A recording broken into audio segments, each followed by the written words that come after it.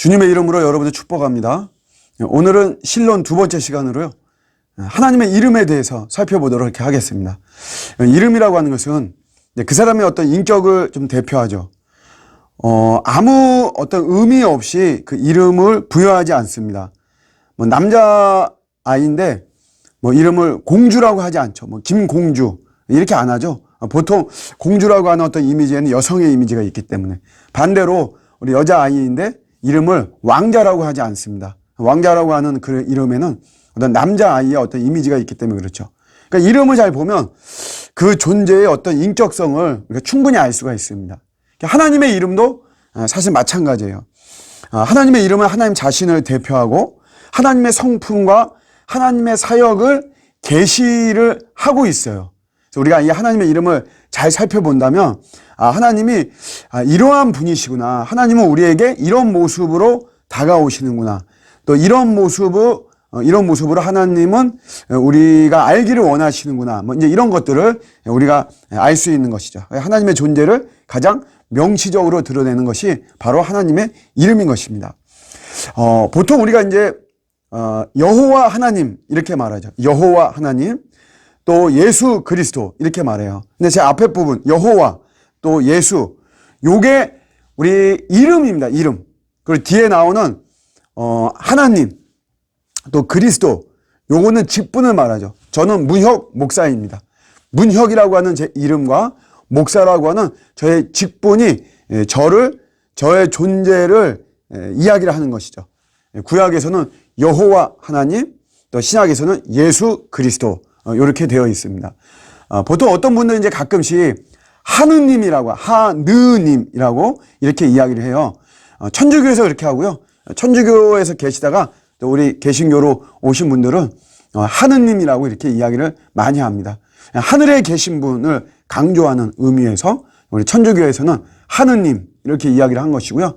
우리 개신교에서는 유일성을 강조합니다. 하나다 이거죠. 하나이신 분, 하나님 이렇게 해서 교회를 다니신다면 정확하게 하나님 이렇게 이야기하는 것이 올바른 것이죠.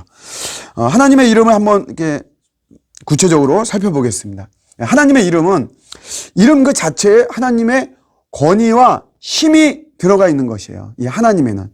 여러분, 대통령이 전화해서 그냥 나 누구누구입니다. 나 아무개입니다. 이렇게만 이야기를 하기도 하겠죠. 굳이 나는 대한민국의 몇 대 대통령 누구누구입니다. 이렇게 안 하죠. 앞에 대통령 누구누구입니다도 안 하고 나 아무개입니다. 그러면 우리가 그분이 대통령임을 다 아는 모든 사람들은 그분 그 이름에 현역에 있는 한, 그 대통령직에 있는 한 그 이름만으로도 그 어떤 힘과 권위가 여러분 충분히 되는 것이에요. 그래서 구약의 선지자들은 항상 여러분 이야기할 때 여호와 하나님의 이름으로 신적 어떤 권위를 이분들은 가졌어요. 그래서 이야기할 때 나 여호와가 이스라엘에게 말씀하노라 이렇게, 또 여호와께서 너희에게 이르시는 말씀을 들을지어다 이렇게.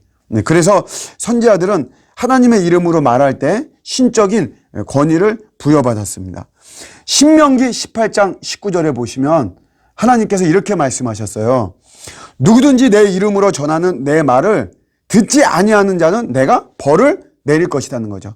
그러니까 선지자가 말하는 것이지만 그가 하나님의 이름으로 말을 하는 거죠. 그러니까 하나님의 그 이름 자체에는 벌써 신적인 권위와 힘이 거기에 들어가 있다라고 하는 것입니다.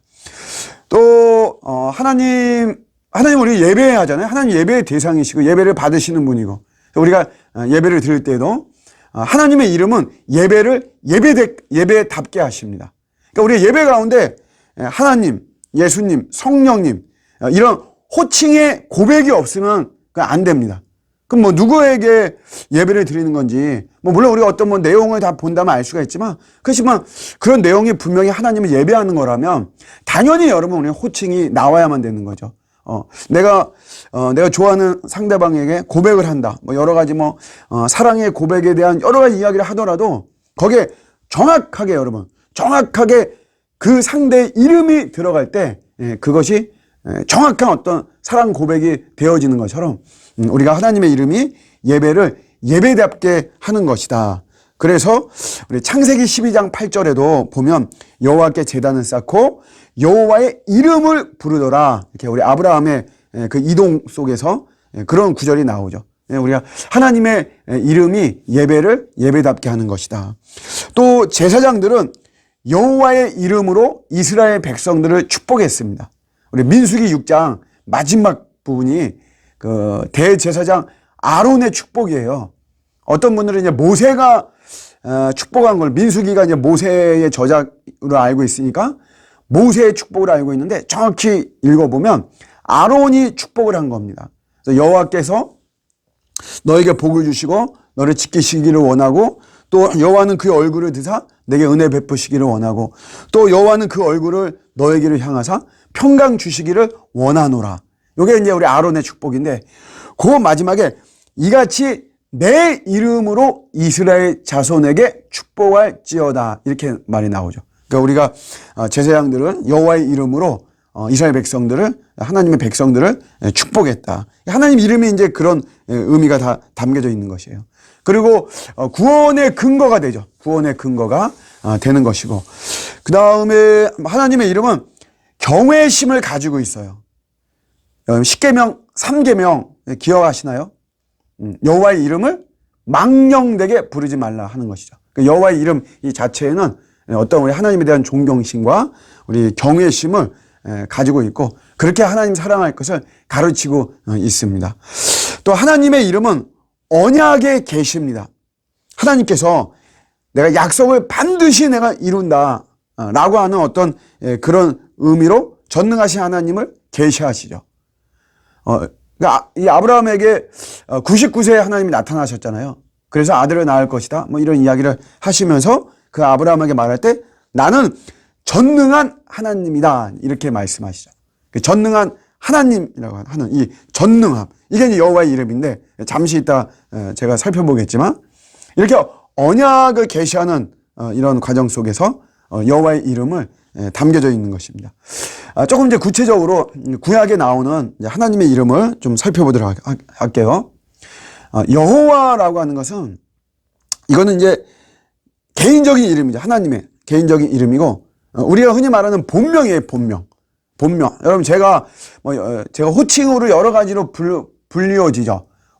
주로 이제 우리 목사님, 집에서는 누구 아빠, 저희 부모님이 부를 때는 아들아, 이렇게 불리기도 하고, 여러 가지로 이제 불리는데, 또 어떤 공동체에서는 회장님, 총무님, 여러 가지로 이렇게 불리죠. 근데 제 본명은 제가 문혁이죠.